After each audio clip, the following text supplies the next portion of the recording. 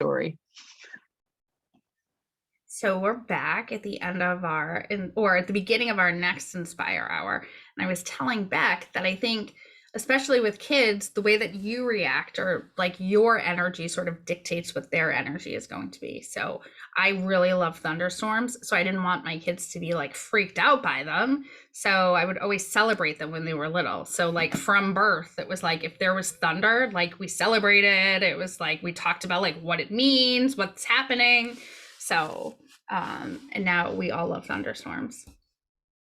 I love that. That what it made me think of when you were sharing that is really, of course, the idea of like how we can shift our mindset to view things differently, how we can shift our perspectives, and how much like the encouragement and like energy of like seeing and feeling, like experiencing it for yourself, right? Because it's something you did with them, that it became something that you would just celebrate together. And that made me think about, that's really how I look at fear in general. Like I talk about fear as my best friend because I want to view it in like a fun, playful way that's exciting, and they match energy, right? Like it's excitement and fear really do like the same adrenaline thing to our body.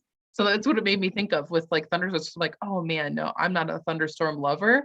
Like the clouds are cool to like see as long as I know I'm safe. But when you said that, I was like, oh, but then the fact that you like talked about the celebration and how that's really something that you wanted to just help with security and like know that they were safe, like all of that, it just made me think of it.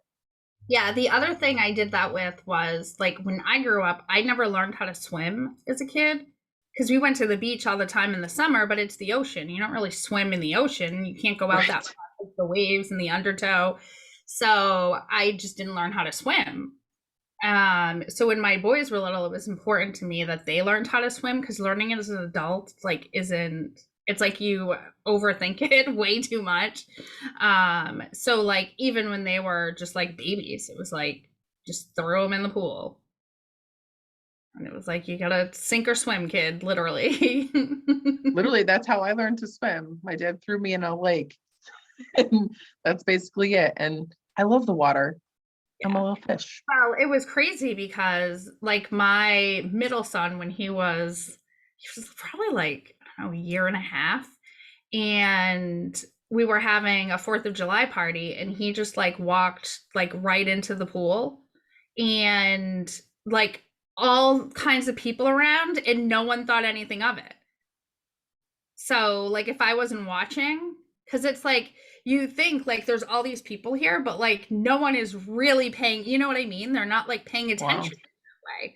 So Yeah. it's like, so it occurred to me. So then after that, anytime we had anything with the pool, it was like we always assigned someone near the pool to be like lifeguard, to make sure they were watching because people around are just like focused on, themselves. Mm-hmm. Wow.